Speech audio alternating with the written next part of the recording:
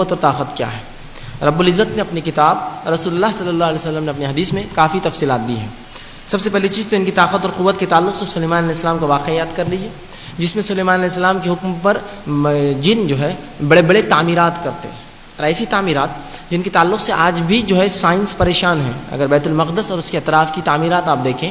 تو سائنس آج بھی پریشان ہے کہ اس زمانے میں کیا ٹیکنالوجی رہی ہوں گی جو اتنے بڑے بڑے پتھر مسجد اقصیٰ کے جو ہے دیواروں میں لگے ہیں، جن میں سے کچھ پتھر تو ایسے جو 700 ٹن کے ہیں ایک پتھر، اور جو 20 25 فٹ کے ہائٹ پہ نصب کیے ہوئے ہیں، ایسا نیچے نہیں زمین کے پاس۔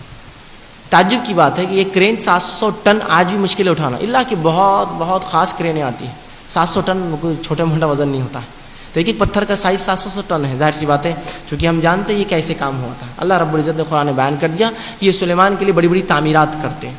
اور بڑی بڑی دیگیں بناتے ہیں جن کو انسان ہلا نہ پائے، اور جو ہے غوطے لگاتے اور سیپیاں اور موتیاں جو سمندر میں سے نکال کے سلیمان کو لاتے، وہ اس لیے کہ سلیمان علیہ السلام کے تابع ان کو کیا گیا تھا، تابع کیا گیا تھا۔ لیکن سلیمان علیہ السلام کے بعد یہ کسی کے لیے جائز نہیں کہ ان کو تابع کرے۔ آئیے اس کی دلیل رسول اللہ صلی اللہ علیہ وسلم حدیث جس میں آپ فرماتے ہیں میں کل رات نماز پڑھ رہا تھا، مسلم کی روایت ہے، میں کل رات نماز پڑھ رہا تھا، ایک شیطان آیا، مجھے تکلیف دی اور کوشش کی میرے منہ پر آنکھ کا انگارہ مارے، میں نے اسے دھر دبوچا اور پکڑ لیا اور اس کو مسجد نبوی کی ایک جھاڑ سے باندھ دیا اور کہا کہ کل صبح اشرار شریر قسم کے بچوں کو تجھ پر چھوڑوں گا اور تجھے مزہ چکھاؤں گا، اشرار بچوں کو چھوڑ دوں گا۔ صحابہ نے کہا اللہ کے رسول پھر کہاں ہے جب فجر میں آئے؟ تو کہا لیکن میں نے اسے چھوڑ دیا، مجھے اپنے بھائی سلیمان کی وہ دعا یاد آ گئی، اے اللہ میرے بعد ایسی ملکیت کسی کو عطا نہ کرنا،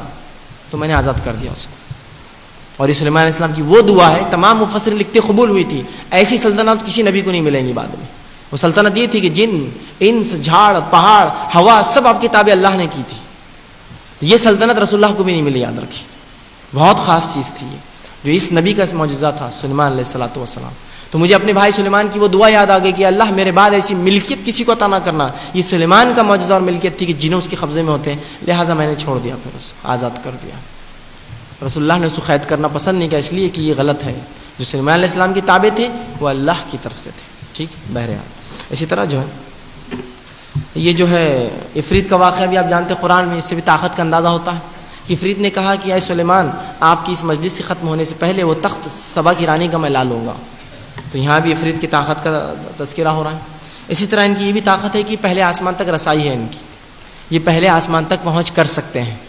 پہلے آسمان تک ان کی رسائی، وہ کب کرتے ہیں انشاءاللہ آگے میں رکھوں گا۔ اسی طرح جو ہے انسانی جسم میں خون کی طرح بھی دوڑتے ہیں، بخاری کی واقعہ رسول اللہ نے فرمایا آپ صلی اللہ علیہ وسلم اعتکاف میں تھے، آپ کی بیوی آپ سے ملنے آئی، جب وہ رسول اللہ چھوڑنے آئے اس کو گھر تک تو دو صحابہ گزر رہے تھے، جب دیکھا رسول اللہ کو پیچھے ہٹ گئے، آپ صلی اللہ علیہ وسلم ادھر آؤ،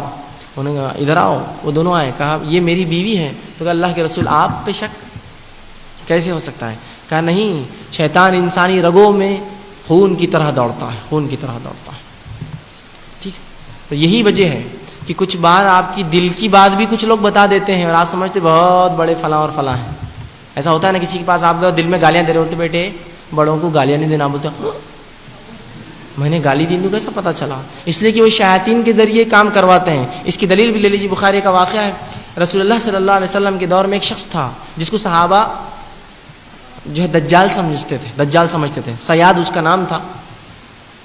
اس کو دجال سمجھتے تھے۔ عمر ابن خطاب رضی اللہ عنہ فرماتے ہیں کہ ہم اس کو دجال سمجھتے تھے، اور ایک بار رسول اللہ کو ہم نے بتایا، جب رسول اللہ نے ہمیں دجال کی صفتیں بتائی کہ وہ کب پیدا ہوگا، اس کی ماں کیسی ہوں گی، وہ یہودی خاندان سے ہوگا، اس کا باپ کیسا ہوگا، وہ شادی کے 30 سال بعد پیدا ہوگا، اس کی ماں کے جسم کی حیت یہ ہوں گی، ناک یہ ہوں گی، تو جب ہم نے دیکھا ایک لڑکا تھا جو واقعی میں 30 سال بعد پیدا ہوا، اور یہ غیر مطلب اتنا حمل میں جو ہے عموماً جس طرح بچے رہتے 9 مہینے نہیں بلکہ زیادہ رہیں گا، اور اس کے تعلق سے مشہور تھا ابن سیاد، یہ بہت زیادہ حمل میں رہا تھا، تو ہم لوگ ڈرتے تھے اس سے۔ رسول اللہ کو ایک بار حضرت عمر نے کہا چلیے آپ ہم دیکھیں گے، جب رسول اللہ کو یہ بات پتہ چلی آپ گئے، کھجوروں کے درخت کے بیچ میں ابن سیاد سو رہا تھا، رسول اللہ صلی اللہ علیہ وسلم حضرت عمر نے کہا اے اللہ کے رسول میں اس کو قتل کر دیتا ہوں، تو رسول اللہ نے کہا دیکھو اگر وہ دجال ہوگا تو تم اس پر قابو نہیں کر سکتے، اور اگر نہیں ہے تو پھر خامخواہ مار کے کیا فائدہ، چھوڑ دو۔ جب رسول اللہ چھپ چھپ کر جانے لگے جھاڑوں کے پیچھے سے، تو ابن سیاد کی ماں نے دیکھ لیا اور کہا ابن سیاد محمد تمہارے پیچھے لگے ہیں، وہ ایمان والی نہیں تھی، یہودی تھی صلی اللہ علیہ وسلم، تو وہ اڑ گیا اور اٹھ کے رسول اللہ صلی اللہ علیہ وسلم دیکھنے لگا۔ آپ صلی اللہ علیہ وسلم پر ایک وحی نازل ہوئی تھی جس کی پہلی آیت بس جبھی نازل ہوئی تھی۔ رسول اللہ صلی اللہ علیہ وسلم نے اسے چند سوالات کیے، تو کیا دیکھتا ہے؟ تو کہا میں پانی پر عرش دیکھتا ہوں۔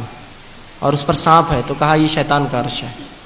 پھر اسے رسول اللہ نے کچھ سوالات کیے، اس کے بعد کہا میرے دل میں کیا ہے، مطلب ایک نئی صورت رسول اللہ پہ اتری تھی، آپ نے بتایا نہیں تھا، ابھی کسی صحابہ کو نہیں بتایا تھا، کہا میرے دل میں کیا ہے، تو اس نے کہا الدخ، سورہ دخان کی آیت رسول اللہ پہ جبھی نازل ہوئی تھی، الدخ، تیرے دل میں دخان ہے۔ رسول اللہ نے کہا تجھ پر لعنت ہو، تو اپنے منصوبوں میں کبھی کامیاب نہیں ہو سکیں گے، اور رسول اللہ یہ کہہ کر چلے گئے۔ تو یہاں ابن سیاد نے رسول اللہ کی دل کی بات جانی، الدخ، تیرے دل میں دخان ہے، تو رسول اللہ کی وہ حدیث یہاں ثابت ہو رہی ہے کہ وہ شیطان خون، رگوں کے اندر خون کی طرح ڈالتا ہے، یہ بھی کر سکتا ہے، یہ بھی کر سکتا ہے بہرحال۔ تو اگر کوئی شخص آپ کو یہ بتا دے کہ آپ کے دل میں کیا بات تھی تو ڈریے مت اس سے، یہ شیطانی عمل ہے، یہ شیطانی عمل ہے، یہ شیطانی عمل، اس لیے کہ رسول اللہ نے کبھی ایسا نہیں کہ کسی صحابی کو اور بولے تمہارے دل میں یہ ہے، جب تک کہ آپ کو وہی نہ ہوئی ہو، تو شیطانی عمل ہوتا ہے جو لوگ کرتے ہیں بہرحال۔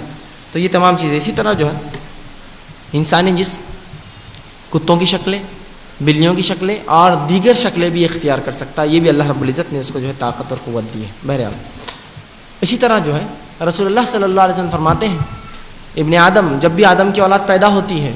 تو شیطان اپنے پیروکاروں میں سے ایک کو اس کے پیچھے لگا دیتا ہے، اور یہی وجہ ہے کہ ابن آدم پیدائش کا چلاتا ہے، اس لیے کہ شیطان اس کو چمٹیا لیتا ہے،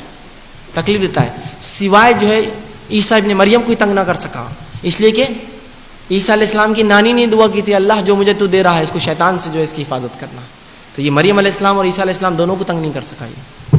باقی تمام انسانوں کو جیسی بچہ ابن آدم پیدا ہوتا ہے یہ چمٹیا لیتا ہے تاکہ تکلیف ہو، چلائے، چیخے، ٹھیک ہے، تو یہ اس کے کارستانیوں میں سے کارستانی بہرحال۔ تو شیطان اپنے ہم نماؤں میں سے، اپنے گینگ میں سے، اپنے گروپ میں سے، اپنے ماننے والوں میں سے، جیسے ہی ایک ابن آدم، ایک انسان کا بچہ پیدا ہوتا ہے اس کے پیچھے اس کو تاحیات لگا دیتا ہے، اس کو حمزات کہتے ہیں، اور وہ انسان کی زندگی میں ہمیشہ ساتھ ہوتا ہے، ہمیشہ ساتھ ہوتا ہے، ٹھیک ہے، وہ ہمیشہ انسان کے ساتھ رہتا ہے اور تمام تر حالات اور باتیں اس کو انسان کے تعلق سے معلوم ہوتی ہے، اس لیے کہ پوری زندگی گزارتا ہے۔ صحابہ نے کہا اللہ کے رسول کیا آپ کے ساتھ بھی، کیا آپ کے ساتھ بھی ہے یہ؟ تو کہا ہاں میرے ساتھ بھی ہے، فرق اتنا ہے اللہ نے مجھے اس پر غلبہ دیا، وہ ایمان لے آیا، رسول اللہ کا ایمان والا تھا، باقی ہم تمام کا کافر ہوتا ہے، اور یہی وساوس ہمارے دلوں میں ڈالتا ہے جو ابلیس کی طرف سے چھوڑا ہوا ہے، اور ہمیشہ ہمارے دلوں میں وسوسے ڈالتا ہے، تو لہٰذا ہمیشہ اللہ سے پناہ مانگنی چاہیے۔ اس کے علاوہ آئیے جادو کے تعلق سے چند باتیں آپ کے سامنے رکھتا ہوں۔ سب سے پہلی چیز تو یہ